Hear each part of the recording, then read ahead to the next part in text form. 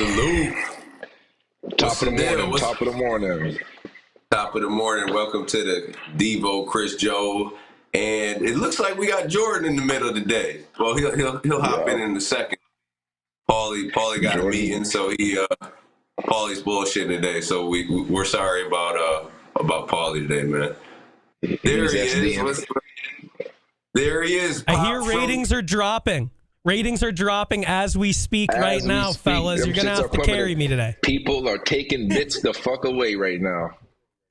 Yeah, they're like, can we take our bits back? Who is this guy? This isn't Paul.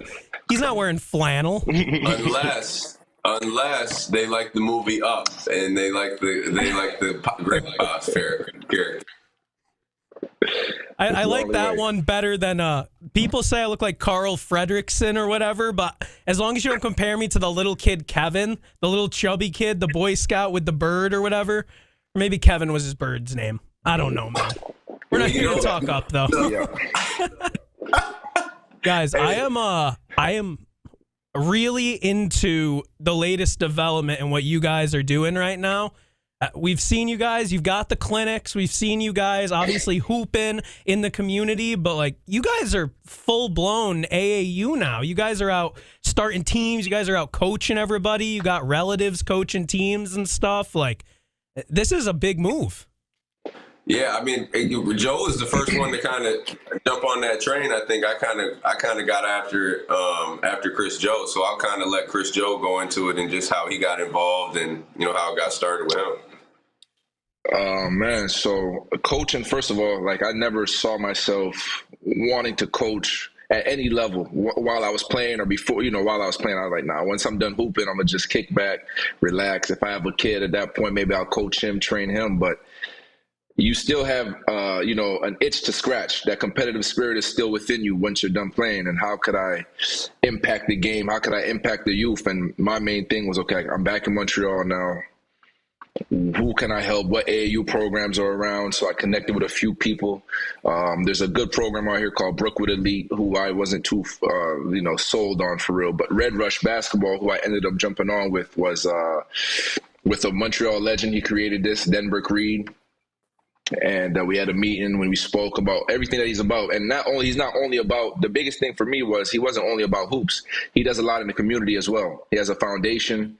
We march for money for, all type of stuff that we do, revolving around sports, basketball, football, soccer, whatever you're into.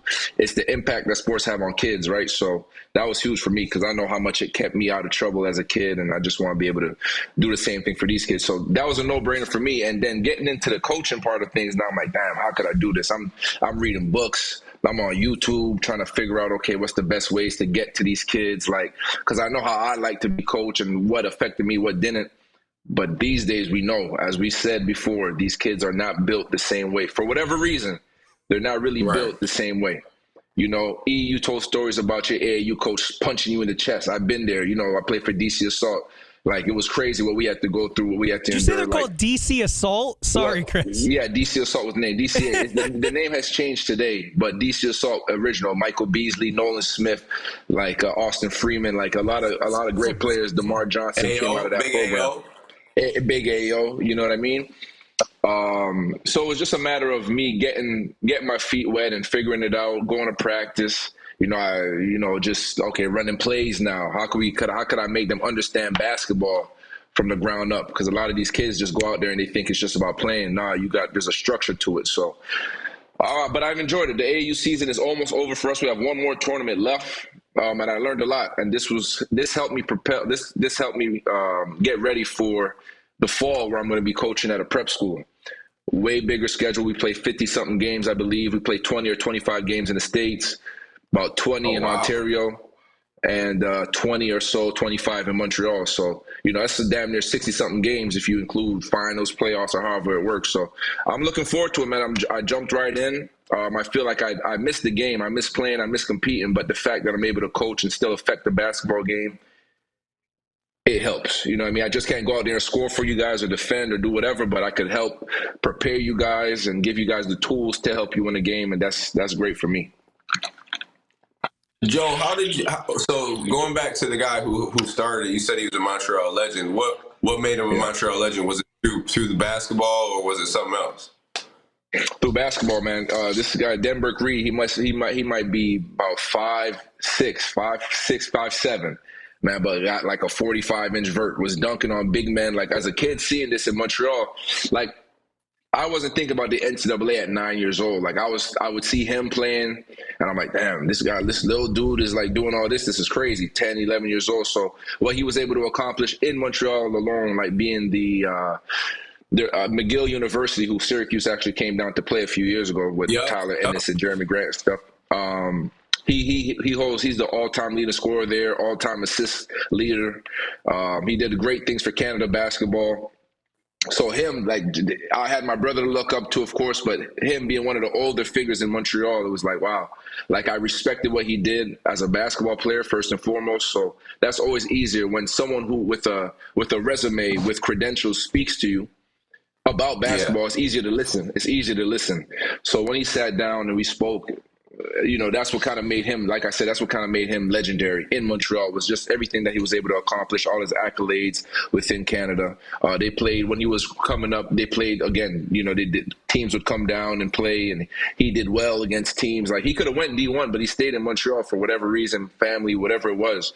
But he could have left, and I always respected that, man. So shout out to Denver. Yeah, shout out to Denver, because like you said, Montreal's, they're not having a whole bunch of kids like coming out of their basketball. I guess it's not known as a basketball city, right? That's more so Toronto area. Yeah, exactly. Toronto, Vancouver. But listen, we're on the come up. Of course, we had myself, my brother, and then we had a couple guys go D2. But now more than ever, we have Quincy. Obviously, he went through Syracuse. Now he's at Oregon. Chris Boucher, who's with the Raptors. Lugens Dort, who's with OKC. We got Ben Maturin, who just got drafted number 6 by the Pacers. So it's opening some eyes. You know what I mean? It's definitely opening some eyes, and these guys are definitely, I passed the baton and shit. You know what I mean? I passed them the torch, and now they're running with it, man, and I couldn't be more proud. So being able to hopefully get the next 1 or 2, maybe 3 kids in these programs, and at the end of the day, we have U10 to U17. Right, so there's someone within that age category when they're coming up in this program. The way it's done, it's gonna be another kid that becomes a pro. A couple kids that go D1. So I'm just kind of getting them to understand what it takes more than anything, bro. Because these days in this social media driven society, kids think they could go out there and put a highlight together and they'll get 5 D1 scholarships or some shit. And that's not the reality of it. You know what I mean? So just to get them to understand my part in this program, more than just coaching the kid, is mentoring them. Me being someone who was able to get to the highest of the highest levels in basketball and kind of teach them, like, bro, if this is what you want to do, you got to, like, lock in. Like, I know at 16 you think you have time, but you really don't. At 15 you think you have time, but you really don't, bro. If you really want to get it done, if you want to get paid to play basketball one day, like a lot of my kids say they do, they all raise their hands, the work got to match your vision. You feel me? The work has to match the vision. And if it doesn't, then you're selling yourself short. You're wasting your time. You know what I mean? So you can't just work out once a day or twice. And this is the same thing that we preach when we do our clinics. You got to do this every day. You got to be consistent in your work. It's no secret sauce to this shit. Of course, like you always say, if you're 6'9", with a 40-inch vert, yeah, go ahead. You're going somewhere. But the reality of it is not too many 6'9", 40-inch, vertical guys running around. You know what I'm saying? It's only a select few that are very blessed to have those physical attributes and physical gifts. For the most part, guys are going to be all within that 6'3", 6'4" range or shorter, really. And what is going to set you up? What's going to set you apart? What's going to set you apart from these 3,000 other kids that want the same exact thing as you? So it's really the work that you put in that's going to have to be the separator. I am curious. So I've seen you guys at the clinics, and you guys give everybody a pretty realistic set of expectations, even though not all those kids are going to be playing at high levels. But, like, what are the differences? Like, when you're coaching kids in AAU, like, those kids are good. A lot of them probably know each other. They take the game super seriously. But they're still kids, like you just said. How do you guys kind of balance that between the tough love, but also, like, I can't petrify this 15-year-old for life. I can't have him going home saying, Eric and Chris told me I was never going to make it. Like, how do you balance that? I think like Joe said, in the camps and the clinics that we run, we try to be as honest as we can with these kids, right? Because if you sugarcoat shit, or if you know, just tell them shit to make them feel good, it's not gonna be good for them going forward. You know what I'm saying? You want to be realistic about it. Like when we'll have, I don't know, it depends what camps we have. When we have 20 kids, sometimes we have 10 kids, sometimes we have 60 kids. But we're relaying the same message to these kids. You know what I mean? Like, hey, the work has to be put in to get somewhere and to succeed if you with anything. Like again, like a lot of these kids, they probably won't play college basketball. Most of them won't play pro ball. That's just the reality of it. And we let them know that from the beginning. But if you want to give yourself a chance, give yourself an opportunity, you got to put the work in to do it. Because even then, like, let's be real, even if sometimes you can work as hard as you can, do all the right things, and it just doesn't go your way. Like, you got to have a little bit of luck with it too sometimes. You know, I've seen guys who are fucking better than dudes in the NBA, they just don't make it. Like, I felt that, like, in myself, like, I'm better than a lot of dudes in the NBA, but the opportunity it just didn't happen for whatever reason. So what we're trying to tell these kids is, give yourself a chance, give yourself an opportunity to even be in that discussion, you know, to go to college or to put yourself in position to be a pro. And if you don't, you learn the skills to be able to apply it to other areas in your life. Like that, I think that's a big thing that me and Chris Joe do. Like, we try to let them know, like, the lessons that we're giving you here, the habits that we're trying to have you guys form, you know, hard work, discipline, commitment, consistency, you know, communication, all that stuff goes hand in hand with the outside, you know, stuff in, Accountability. Accountability, like building a business or, you know, working within a business. Like Jordan, you working within a business, I guess you have to fucking talk to people. You got to communicate. If not, they're going to be like, what the fuck's wrong with you? We don't want this guy. Get him out of here. You know what I'm saying? Like, so all the stuff that we're preaching and we're teaching these kids, it helps them with other areas of life. And that's the biggest part, man, because there's going to be more kids that have those type of jobs than the kids that go on to play college basketball and play in the NBA, right? We want to give them those dreams. Like, you want to strive for that. You definitely do. But the reality is only a few of those kids will get to that level. Right. But strive for it. Give yourself a chance to try to get there. And in the meantime, it's gonna be some cool shit happening while you're trying to do it. Like, you know, I go back to when I was a kid, like, even just, you know, playing AAU, going on those trips, you know, being with, you know, different kids from different areas, you know, learning from different coaches. Yeah. That shit was an experience in itself. You know what I mean? Going back, I remember, you know, after every game, my coach giving us $20 just to go get some Chinese food or something. Like, those are like the stuff that you remember. Yeah, the bonding, the cohesiveness, right? Like, one thing people always ask me, what do you miss the most about, you know, playing basketball? And I tell them, man, the camaraderie. You know what I'm saying? Like just hanging out with your teammates, you know, talking shit before the game or after the game. Like, that's really what I miss. You know what I mean? Obviously, you miss the competition, but you miss that bond you have with your guy. Like me and Chris Joe, like, shit, we since 2007. You know what I'm saying? Now it's 2000. It's damn near 2023, and this is all our relationship. All started off with basketball.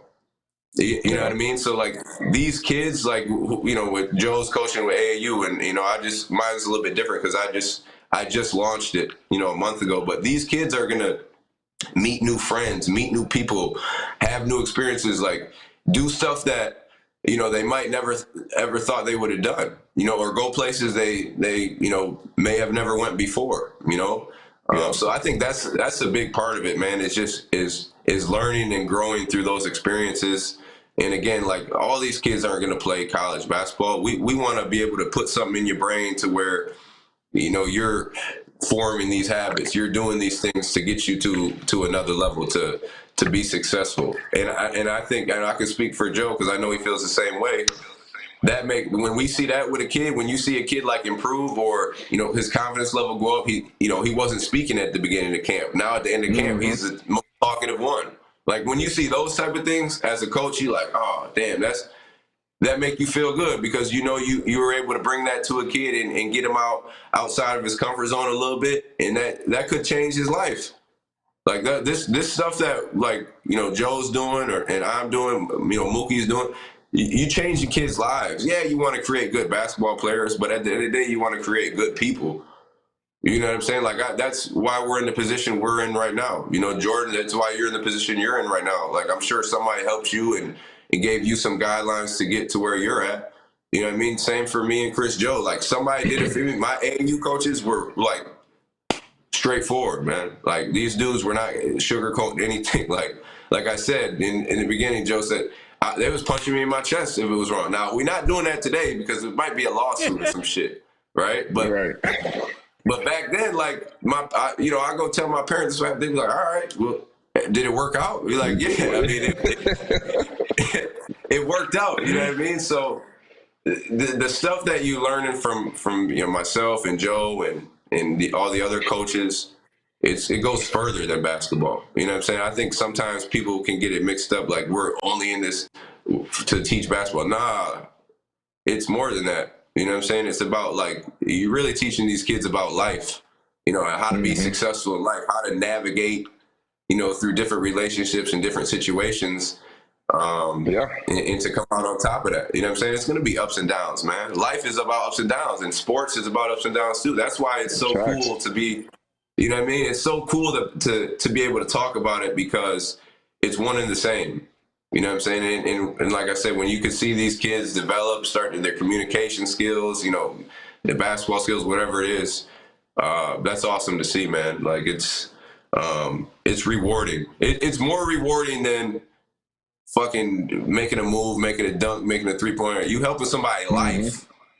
You know what I'm saying? You helping somebody grow, and that's you're impacting that. Having that impact on a kid is huge, man. Like I always say this, man, but luckily I had my brother. Honestly, I don't know what would have happened had he not been around and been the person he was, so locked in from Montreal. He was able to go to Michigan State, all that good stuff. But like I had a blueprint right in front of me, right? But he impacted me in ways that he didn't know. Because when you're a kid yourself, he's a teenager. He don't know what he's doing for his little brother. He knows he has to be a good example at the very least. But he doesn't know how much of an impact he's had on my life. I mean, now today he does. I've said it enough times on air to him, family, whatever it is. But that's huge. Being able to impact someone's life, man, like you said, is rewarding. Like the gratification in that is way better. It surpasses any 3-point, 4-point play and one dunk, whatever it is, man. You really impacting these kids. And they'll remember that forever. Like we were talking about with Latavius. Yeah. Right? He was saying how he does everything that he does is because the impact, him coming back home, the impact that he has on these kids, they'll remember that for life, bro. Getting a pair of sneaks, getting a haircut, remember the events, remember the times that they shared in that event. Like it might change your life around, bro. It might stop you from doing some terrible shit in the streets and remember like, damn, like I could be this one day. I could give back to my community and help. And now you kind of like breaking like a tradition of, maybe my father went to jail, my older brother. Now me, like, oh, fuck that. I don't want that for myself. You know what I mean? I want to change the way that people view me, view my family, my community. I want to be the change that they see in everybody else type shit. You know what I mean? And that's huge. So what we do, it might seem small, but on a larger scale, if you back up and you see the whole picture, bro, it's like we could be changing lives. You know what I mean? We could be changing lives. The trajectory of someone's life from jail to now you have, a Division I scholarship to play football, basketball, or you have just a scholarship just because you're good in school now because you locked in on the school side of things and you're not an athlete, but you want to become something. You want to become a real estate agent and you're really taking that serious or whatever it is, bro. So it's big, man. It's huge. A lot of kids find their passion through like sports. You know what I'm saying? Because like in sports, you have to be able you compete. If you're not competing, then shit's not gonna go right for you, right? I don't care if you miss every shot, dribble off your foot. If you're competing hard as hell, like you're gonna end up getting better, right? So like when kids are giving that energy and that effort, like they start to figure shit out more. Like, damn, I didn't know I could do this shit. Like I remember I had a kid. It was a while back, and it's pretty cool. Like Joe was saying, like he was in one of the camps or one of the clinics or one of the events that we were doing, and then it was a few years passed by. I see the same kid. He older now, but now he doing the same type of shit that we doing, as far as like in his community, like running little camps or running little shoe drop, whatever it is. Like that's and like you said, Joe, it might seem small to people, but like real shit, that's how you change the world with those little things. Like, because Real you think talk. about it, that trickle down effect. Like, is everybody not gonna catch on? But if I can get 2 or 3 people who catch on, and then they do it, and then they get another 2 or 3 people to catch on, and then they do it, you know what I mean, and so on and so forth. That's really how change happens. You know what I'm saying? It's slow, and it's not like right away, but that's how you do it, man. Like the more people, like, come on. When I was a young kid, my mindset wasn't even on this. I wasn't even thinking like this. You know what I mean? I was just about me. And when you're about just about me, like shit doesn't go right for you, bro. You know what I'm saying? It's about helping those other people around you. And I think going back to the AAU program for the ED23 hoops, that's kind of like my mindset, right? So I've been doing the ED23 hoops probably for like 4 or 5 years. Mookie Jones, who's obviously not here, but he's the one. Yeah, shout out Mook. He's the one who's always kind of been helping me, do all the stuff here. And then when Joe comes in town, we do all the stuff. But it just started with camps and clinics, one-on-one sessions, group sessions, and I saw like how the kids were really taking it in and really enjoying it. And then the AAU program thing was kind of in the back of my mind. I'd really, for me, I didn't want to be the coach. I didn't want to have to deal with all the because Joe knows it's more than basketball, right? You dealing with a lot. You know what I mean? Like the parents, the emails, and why isn't my kid playing? He's better than your starting point guard. What are you doing? Man, listen. Man, hold on, I got it. And listen, so that's like what I didn't want to deal with. Like, no bullshit. I had somebody text me like their 9-year-old was like, my 9-year-old's top 25 in the country. I'm like, oh shit, this is exactly what I didn't want to fucking go through right here. Your 9-year-old is top 25 in the country. Don't text me that shit ever again. I don't want to see that shit. You know what I'm saying? So I knew don't matter. That shit don't matter. I knew that was so for me, my part is kind of like I'm just the overseer, right? I'm just like Mook runs it, and then we're putting our coaches into place. And like Joe said, he has the 10U through 17U. We have 10U through I think 17U as well. And then we have 3 girls teams. We just launched it. Yeah, nice. Yep, 3 girls teams. So this was our first week of practice so far. We just had first 2 practice days, Monday and Tuesday. It's good, man. Like I said, it's just cool to give these kids the opportunity to do something different. And then the biggest thing is it's a lot of these organizations, but we really fucking did it. You know what I'm saying? Like we were in it. Like we played this sport at a super high level. So everything that we speaking to you and knowledge that we bring in, we did it. We've been through it. You see a lot of these people out here, they're just throwing shit together just to do it because they want to make money or whatever. Like, I'm not making money off of this. Obviously, as if we could keep building it and, it could turn into something like that. But I think the whole goal was just to give these kids the opportunity to be able to learn and get better, give them a safe space. Because, when they're outside of that gym, like, it's on them for real. You know what I mean? So when we're inside that gym, we try to give them as much information and knowledge as we can about the game. And then also, like, when you're done in here and go outside, like how to kind of navigate around the shit, because they're going to be hanging out with kids that aren't a part of the program, and they want to do other stuff, but you got to be able to be disciplined and committed to what you want to get better at. If you want to be a part of this thing, and we tell them, and like we tell them in all the camps, if you want to get better, you got to be disciplined. Like you got to be able to tell your friends no. Sometimes they're going to play video games, they're going to the party, and I got to go get my work in real quick. I think that's the biggest thing what we're trying to accomplish. Yeah, it's the AAU program. You got ED23 hoops. You got Red Rush basketball, but it's more than that. It's almost like mentorship program, right? The draw in is the basketball, but the mentorship is what really changed these kids' lives. And I think like the approach that Joe and myself are taking, like it's going to help a lot of kids, man. And then the people that are involved in your program, it's important to have the same type of people who have that mindset that you have. You know what I mean? It's not about money. We're not trying to You can't. Yo, if you're trying to get rich off AAU, you in the wrong shit, man. You in the wrong shit. Yeah, no one's doing clinics, AAU teams, bottle drives, shoe drives to get rich. That's not the motive there. And it goes like all the shit we put like we're having a bottle drive, cans of bottle drives for the girls side, August 27th and 28th, and we got a great girls coordinator, Courtney King, she's been outstanding in putting stuff together. And again, that's what it is, like having those type of events, creating those memories and those moments with your team. They remember that shit, man. Like I said, I remember my college, my AU coach giving me giving me $20 after every tournament just to go get fucking Chinese food. Now he gave everyone $20. That's a lot of Chinese food, bro.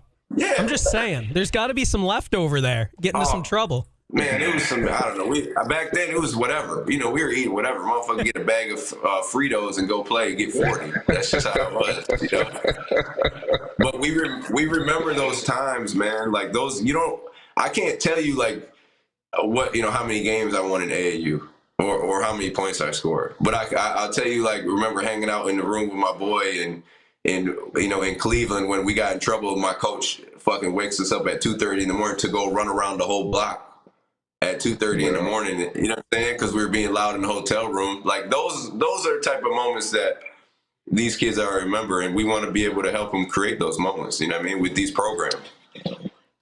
Yeah, man. Go ahead, JC. I was just curious. I had something on this topic too, because I've been at the clinics. I've seen you guys, and like what we've been talking about now is how a lot of these lessons apply to life. And that's important because you're going to run into some kids who don't love basketball like they think they do. I mean, guys in the NBA have come out and been like, I'm kind of here to get a check. Like, I don't love basketball. I'm not attached to it. Can you guys like see that when you're doing a camp, like a kid whose parents are like really pushing them and you can tell like, hey, this kid isn't super into it. Like, how do you guys approach that? Well, at the end of the day, I feel like we have a duty to still complete the task, which is if your kid is here, you're going to get the same 100% energy, effort, and enthusiasm out of us, the triple E's. You're going to get that out of the coaches every time. If you're in camp, if you're at the clinics, then you're going to get 100% of us, right? And at the end of the day, that shit is draining. But it's our job not to let that one kid kind of ruin it for anybody else. So we got to keep them engaged as much as possible. And, and if you're going to see that maybe the parent wants to bring the kid to the camp, whether it's for the opportunity to meet Eric Devendorf, Mookie Jones, and Chris Joseph, or whether it's because you really want to get some out of it, we could sift them out for sure. We played enough basketball. I played with guys who didn't really, at the pro level, who was just there. They would rather make TikToks than, go to practice and get better and shit. You know what I mean? And, that's just the reality of it. So when you see these kids, you can't treat them any different, but you still got to give them, for me, IE and E, I'm sure you too, you got to give them everything. You know what I mean? Like there's kids who are going through the motions and we say, and that's when we got to stop and get on the mic or bring them in and tell them you can't go through the motions. If you're here, you got to go through it. If you're here for a reason. You got to go 100%, or else, like, if it's too much at some points. I remember one time I was telling I'm like, I'm ready to tell this kid to go home. And he's like, that was the one I was at, wasn't it? There was one where you were there too, and in Lions the same thing was going on. In Lions too, in Lions too, and I just can't tolerate the fact that we're giving you, and they don't understand this at a young age, but we're giving you our time, and which I tell them, time is the most valuable currency. Like, we're giving you our time. We're here for you guys. So the least you can do is respect what we're doing and give us everything that you have for 1 hour or whatever it is, an hour and a half, out of your day. And you can go home and be the kid that you want to be. And, you don't have to worry about your parents dragging you to a camp or a clinic if that's what you feel like they're doing. But for that 90 minutes, man, give us everything you have, because that's what we're doing. You know what I mean? And that's all we want to return. And it is funny too, because E gets the reputation as the fiery one, but I saw you at that camp that day, Chris, and you definitely get worked up when you can see someone's like. Now I remember because like you were giving one of the kids advice, and they were almost like kind of dismissive, and you were just like, bro, like, not do you know who I am, but like, do you know who I am? I want to help you. Yeah. No, but the thing is, like, we're gonna, like we said, we're gonna be honest, and we're not. So when we have the camps, we're engaging with all the kids. Like, we're going through every single kid. I don't care if you're the best player, if you're the worst player. we're going to try to get something out of you, right? So when you're not paying attention and you're not listening, we're not going to talk bad about you or curse you out, but we're going to make sure like, we're talking about that camp in Lions. It was a kid who, he was consistently just not listening. You know what I'm saying? He wasn't, he's going through the motions, and you could see the talent was there. We got on the mic and shit, we called him out. Like, hey, if you don't want to be here, go ahead, you can take a seat. You can sit down, because you're not only are you wasting our time, but you're wasting everybody else's time, because the people who are really locked in and want to get better, you're messing it up for them. You messing it up for them. So like these kids, and I think a lot of times, what's up, bro? No, I can't hear you. I think Good job. Okay. Oh, there's the wave. And I think a lot of times too, like the kids who may not be the best at basketball, or have trouble, paying attention, or sitting still. Like those are the kids who a lot of time who become coaches or business owners. You know what I'm saying? Like they have a different path. You know what I mean? Like, so like a lot of these kids, when they hear us speaking, they become public speakers. You know what I'm saying? Like they're like all the skills it's not just basketball. Man, I think that's where people just get it misunderstood. Like it's way more. You feeding these kids like a way more than that. Like just I don't think people understand, like when we're up front and talking to these kids, it's 60 kids just looking right at you. And like I know a lot of people get scared with that public speaking shit. But like even like to go up there and speak how we speak to those kids, that shit is not easy. It's not like nobody's writing shit down or it's scripted. Like that shit come right from here. Like that shit come right from the heart, and that's the best, because it's real, it's honest. Like sometimes we might, stutter or whatever, but usually that shit is smooth and 100% right from the heart, man. And I think that's what these kids need, because they know they can feel that. Like you can feel if somebody being real honest and genuine with you. The kids know that. The kids, they can see behind that bullshit that people try to give them. That's why they keep coming back. When we get on them, they still come back the next day and the next day. And by the end of camp, their parents are thanking us. My daughter, my son, they loved it. Thank you guys. We appreciate all the messages, because sometimes it takes for you to hear it from somebody that you, quote unquote, these kids don't really know us. They weren't born when we were playing, but look up to, right?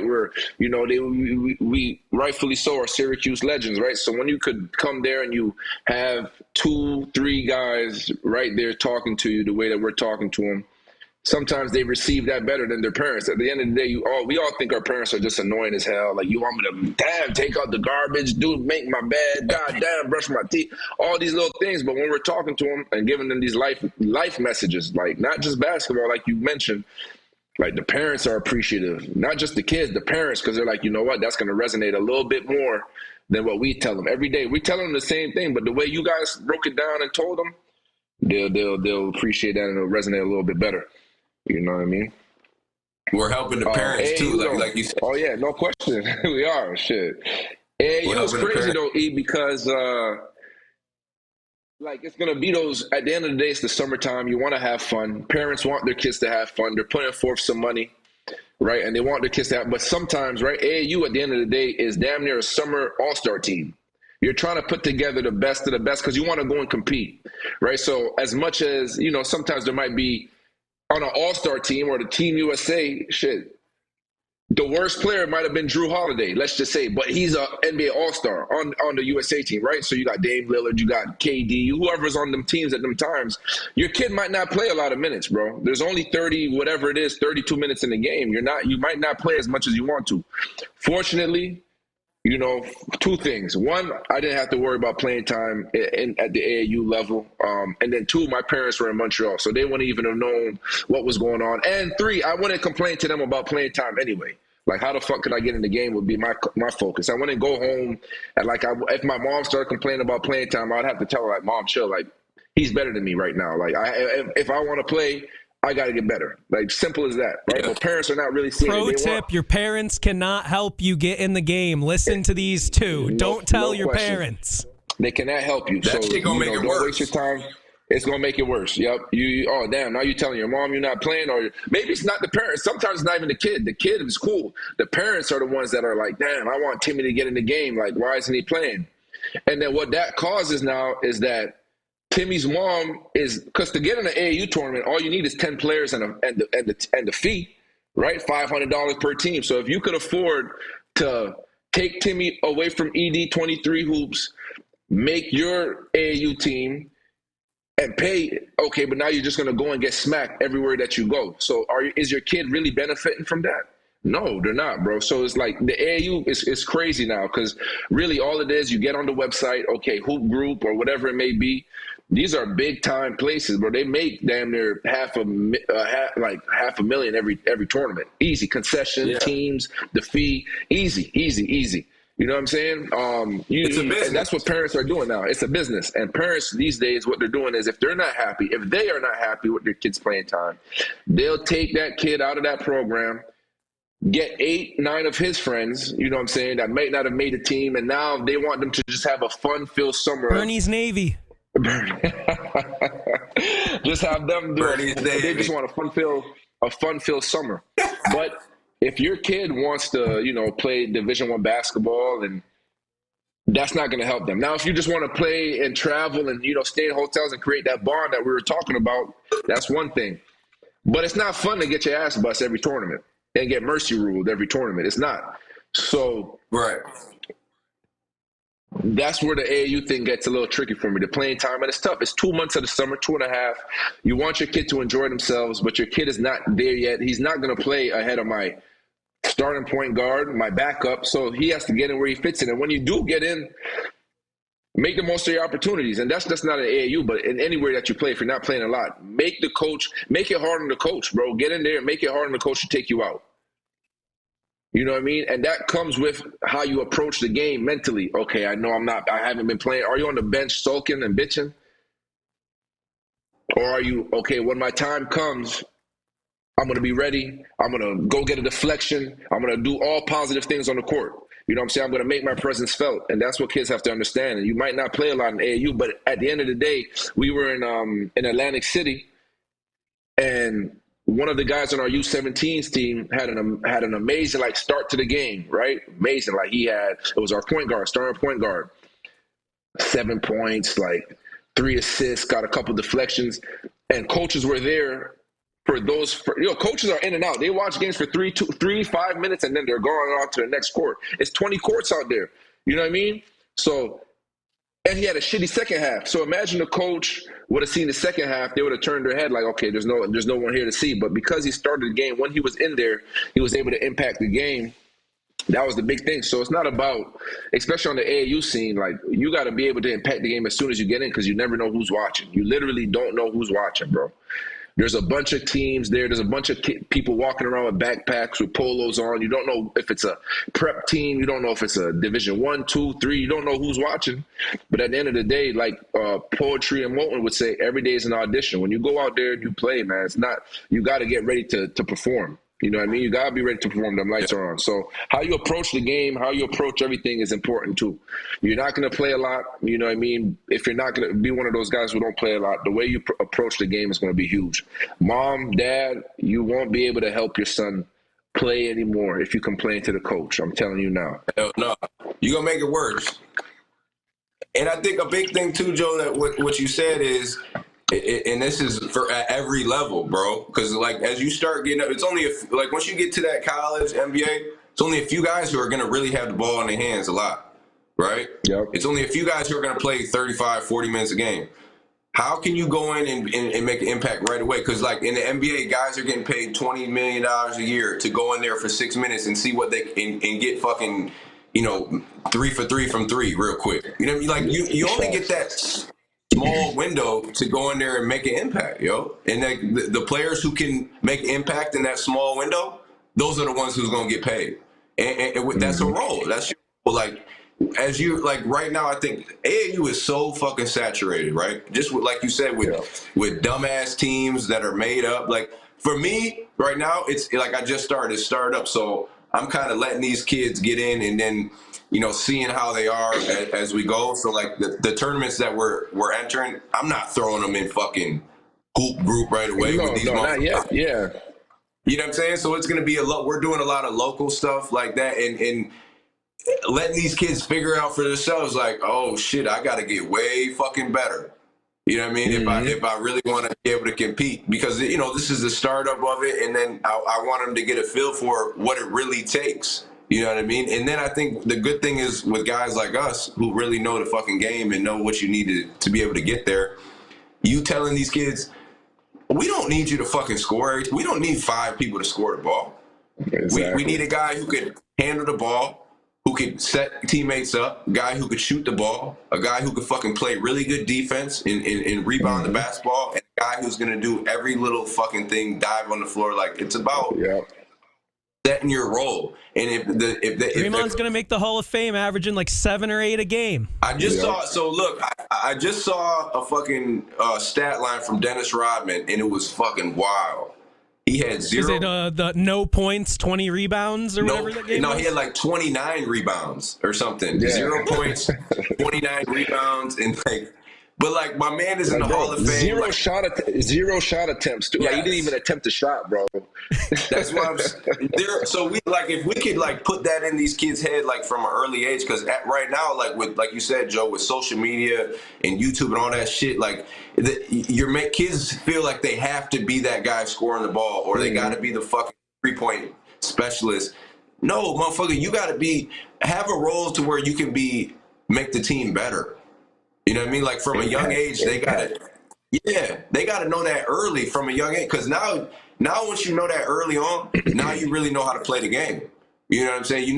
How many kids, they don't even know how to fucking defensive slide. I'm at practice yesterday, and I'm watching these kids. I'm like, this is some shit you should probably, if you want to play basketball, you should probably know how to fucking do that at the age of 7, 8. You know what I'm saying?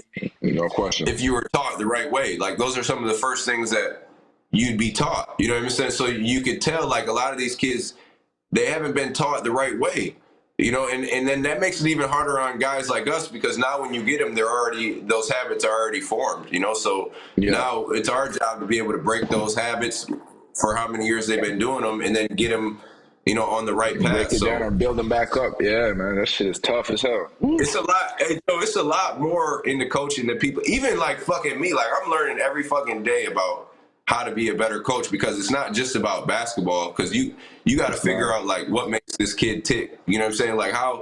How could I get him going? What word do I need to use? What does my approach have to be to keep him engaged? You know what I mean? It's damn near your psychology, right? Coaches, you need a psych degree for that. For real. And you talk to coaches who've been doing it for a long, long time. That's what it is. There's a lot of great coaches that weren't great basketball players. You know what I'm saying? They played the game. Obviously, you want to know the game and play the game and have that experience. And for me, I think it makes it better because you've been in the fire. So, when you're speaking on it, from experience, right? But there's also those guys who they're fucking unbelievable at engaging people. You know what I'm saying? Yeah. Or figure out to how they tick and saying the right words. So if you can have that knowledge and that experience, plus that special talent to be able where you can engage people and bring them in and make them want to play for you, that's a great coach, yo. A guy who wants to fucking run through a brick wall for you. You know what I'm saying, Joe? That's a great coach. That's Coach Hop. Coach Hop would be Exactly. Coach Hop. He could engage. He'll come give you a chest bump. He'll dive, he'll do some crazy shit, jump off the wall, go, he'll do whatever. But it's okay, I want to play for him. Coach Hop, I'm rocking with you. You know what I'm saying? And not everybody has it in their own way. But Coach Hop was someone, like I said, I dealt with.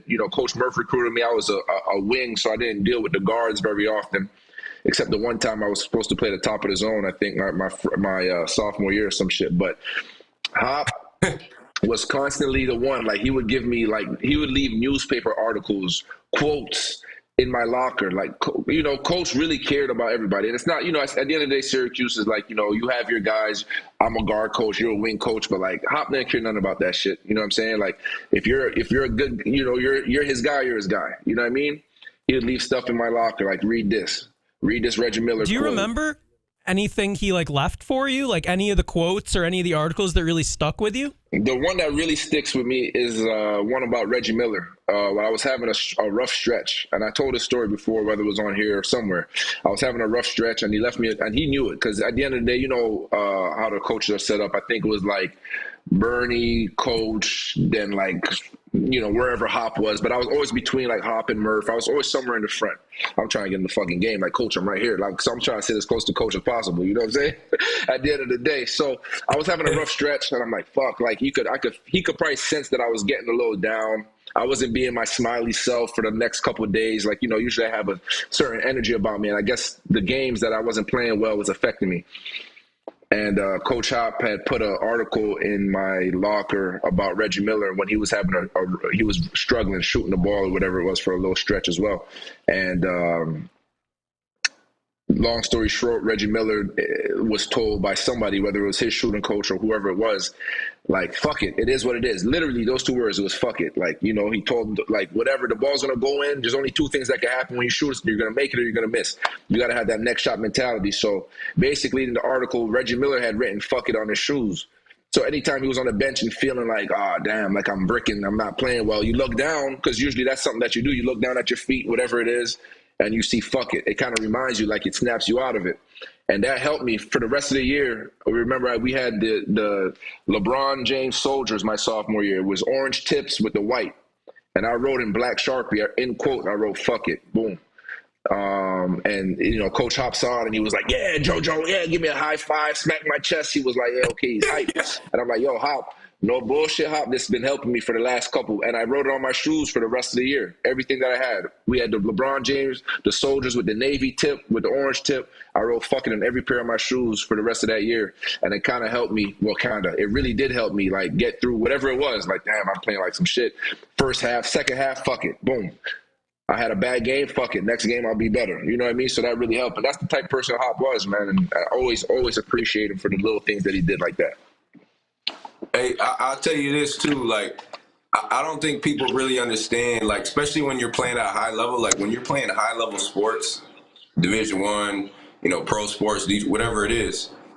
Like, these guys, like, we're putting a lot of pressure on ourselves to like perform well. You know what I'm saying? Like, it's like, so it can be overwhelming at times. You know what I mean? Like, and of course, like, guys, like, we're not gonna like show that to the public, or we're not gonna tell people about that. But like, you know, when you fucking go out there and have those high expectations, and you know, you might have a bad game, now you got the fan base all on your fucking head everywhere you go on fucking social media, they talking about you. Like, it's a lot of pressure for a young kid, man, like to be able to deal with that and then still go out, you know. And talking about Syracuse, you go out on campus, they fucking know who you are. You go out in the city, they know who you are. So, you know, they're talking about you. It's a lot to deal with a kid. So, like, to have a coach like Hop to be there for you, like, it makes it so much easier. You know what I mean? So I think, like, for us, like, having that, like, gone through that experience, like, knowing what it feels like to have that type of pressure, and then to have a coach come to you and, you know, put a quote in your locker. I remember for me, he put an Allen Iverson book in my locker, which, because that was it's my favorite player of all time, Allen Iverson. So I remember him putting a book in my locker, and I read it. But like, things like that help you get through the times when you're struggling, man. Because like we talk about like mental health, like, you know, in athletics, like it's a lot for these kids, man, to be able to perform at a high level, you know, come back and practice, go take a fucking test, you know, everywhere you go to class, they know you, like, it's a lot. Like, I think about like LeBron James, like, and of course, like, Michael Jordan for me is the greatest of all time. Like, that's just how I feel. Like, LeBron, unbelievable, right? But what is so impressive about LeBron is how he carried himself with all that fucking pressure since 16 years old, bro. I'm talking about unbelievable, bro. I never saw an athlete ever be able to carry himself like that. Not ever. You don't really ever see him get out of character or like talk bad about somebody or get in trouble off the court. You know, having different like girls, but whatever it might be. You know what I'm saying? Like, that's the most impressive thing I ever seen. Ever. Amazing team. Is amazing. Amazing, bro. But like, that goes back to the support. Like, having a great team, having a great coach on your side. Like, that relieves a lot of that pressure. That because like LeBron, that's the most impressive thing I ever seen from an athlete. How LeBron James has handled his career. Like That's he's big like time. he didn't Crazy. say It literally took like beef with China for anybody to get a little bit mad at him. Like and that was still like the then, only blemish on his record so far, from what I can remember. like still then, like he's not. I mean, I don't even really know what to think. What he said, I can't tell you what he said about China or not. China is China. Just like, the whole NBA, and they have a big fan base in China and Yeah, that whole deal. But well, let's talk about what That the was fuck the only China does thing. to their fucking human beings. Like they're fucking, you know what I mean? China is like a communist country, so they can't even say shit. right? But that's the point. It's like it took LeBron like just being involved with NBA who does business there for anybody to even find a little blemish on his record, man. Like family man, starting schools, like he's had all that pressure. He was the chosen one at 16. Like He got that shit it's tatted. incredible. He owned it, bro. He owned that chosen one shit. He owned it. And like you said, that's crazy. That pressure of being number one. Everybody that was talking about, we're not going to let no high school kid come in and do 25-5 rookie year. Shut your ass up. That's it. I got a couple quick things as we wrap up today I want to get to. First, shout out Showbro Mike, who's always in the chat every week. Hop in there. Shout out Lockhart Law, supporting the Devo and Chris Joe show all season long. I got two real quick things. As we talked about crazy parents a little earlier, do you guys, and no names, no whatever, but do you guys have a story of like a parent who clearly brought their kids there just to meet you guys, like a stalker fan parent sort of thing? That's got to happen once or twice. Like they bring their kids and they're not even watching the kids. They're just chatting you up the whole time. Does that happen? Yeah, fucking more than once or twice. I mean, that shit happens all the time. I mean, it's Syracuse, Jordan. Like you know how the community is. It's just like it means so much more to people out here in the community than people outside know. You know what I mean? Like they come in, hey, oh man, our whole family has been watching since, I was a kid, and then my mom was watching, and then their mom, and then my auntie or uncle. So like it means a lot to them. So when we see that, like we understand. You know what I'm saying? We've been here long enough to where we get it. Like we understand. Now sometimes, when they start to get over, well, we handle it how we handle it. You know what I mean? But it never really gets to that point. I think for me, like, I'm just grateful to be able to be in that type of position, man. Like have that type, be recognized like that. Like you go around Syracuse, like, people want to pay for your meals sometimes. I had, just like shit like that. And I'm like, sometimes I'm like, it's embarrassing a little bit for me. Cause I'll be with my daughters and they're just looking at me. Like everywhere we go, they're like, hey, Devo, you know what I'm saying? So my daughter's like, dang, Dad. You know what I'm saying? Like, who is that? You know what I'm saying? Like, so like, it's almost like, it's not like embarrassing to where like, I don't want them to do it, but it's like, damn, like I'm just a regular motherfucker. You know what I mean? My name is Eric and I'm here with my kid. Right. I don't expect that from people. But when you get it, it's a great feeling, man. Because you know what it means? It means that you made an impact on them. You're appreciated. Like, you made an impact on them. So that's exactly what we're trying to do for these kids. Make an impact on them. It goes a long way, Jordan. I promise you. Like remember me and Joe talked about it a few times just when we were doing these camps. Like you got to be aware of it to really recognize it because it's so much going on. Like and you're trying to do so much, but when you like sit down and really like are aware of the impact that you're making, it's like, damn, man, like, yeah, these kids are really learning and getting better, and hopefully, it'll help them going forward in their lives. So I know we're about 5 minutes out now, and I wanted to definitely give out two shout outs. First and foremost, I want to give a shout out to Coach Rob Murphy real quick, man. With that new position that he got with the Detroit Pistons, assistant GM. You know what I'm saying? I know where he started from, humble beginnings for sure. If you didn't get the book, he has a book out called Deep. You know what I'm saying? The story of Rob Murphy, which is super dope. You know what I mean? One thing about Murphy's a hustler. He's going to grind it out. He's going to do what he has to do to get to wherever he has to get to. And he's done that from being a high school coach to being an assistant at, what school was that? With Tone Gates. Kent State. And then Kent State, then being an assistant at Cuse. Shout out to Coach Boeheim, giving him a shot, being a head coach at EMU. everything that Murph does, man, he puts everything into it. Murph even had a short rapping career. Like, damn, whatever Murph want to do, he gets into it. He had our theme song for my sophomore and junior years. You know what I mean? It was on ESPN and all that, which was crazy. Shut it down. So shout out to Murph. Shut it down. Yep. Shout out to Murph for that, big bro. Congrats. And again, a special shout out to, she's probably in here listening today, but Joan Gaffner, she's such a great-hearted person. She's always looking out for us. She's all about the kids and the community, and always willing to help out to get kids in need to one of the clinics, one of the camps, whatever it is that she needs to do to help us out. She always does that. So Joan, we appreciate you. We love you, and keep doing what you're doing. Those are my quick 2 shout outs for the day. Yeah, Joan is such a supporter. Big. She even took a picture with Paulie. That's how much she loves the show. Joan, she stood next to Paulie. Joan needs all that love because we went out to the winery with her before me, Chris, Joe, Mookie, Matt Gavendo. Matt, I know you in here, bum ass motherfucker. But shout out.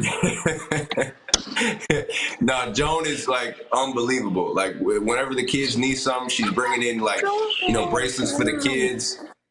She's just super helpful, Joan. So we really appreciate you, Joan, for real.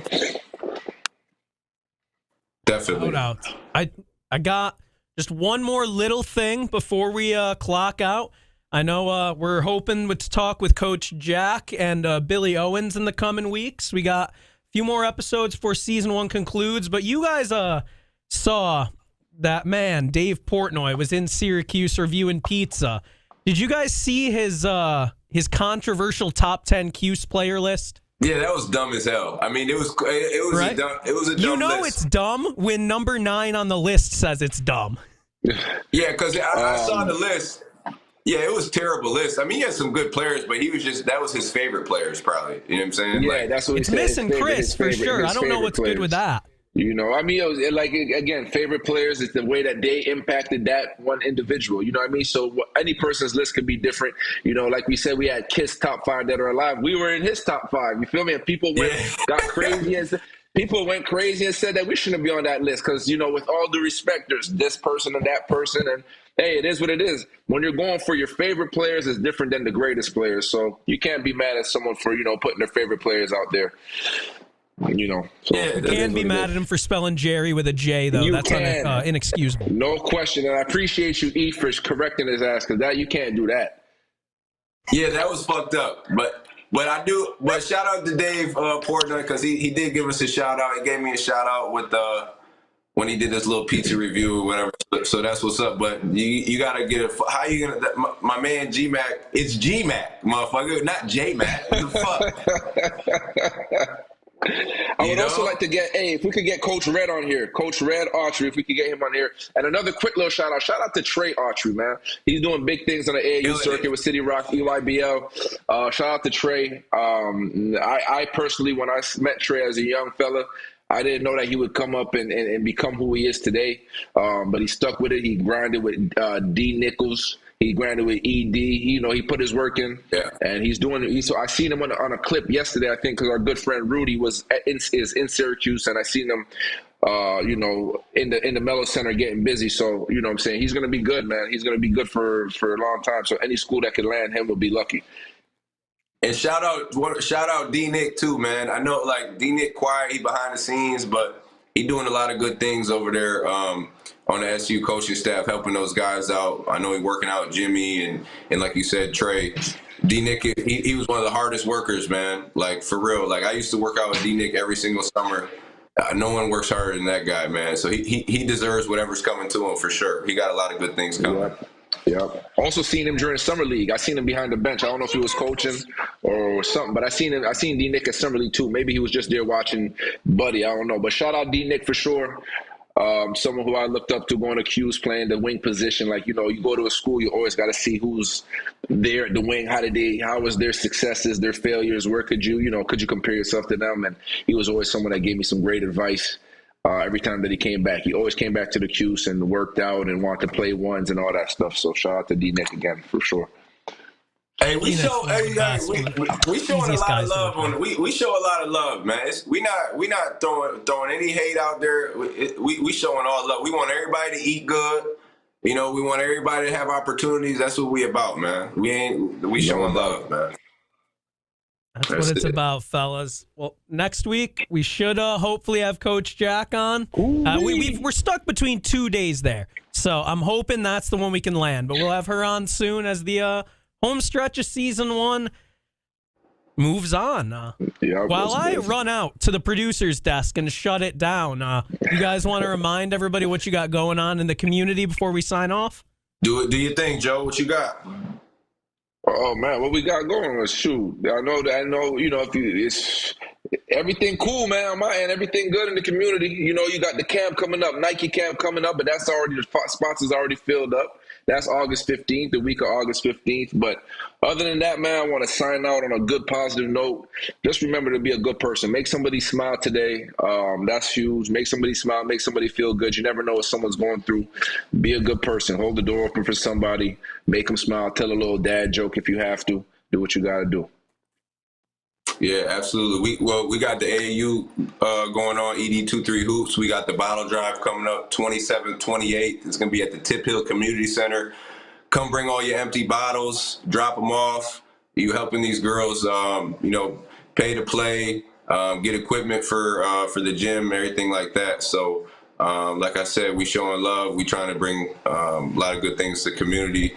And hopefully my man Chris Joe be back for the August 15th. Through the 19th, Yes, we got the camp. I'm working that out. Hopefully, baby. Okay. Hopefully. That's it. Let's do it. You already know. Till next time. We gone.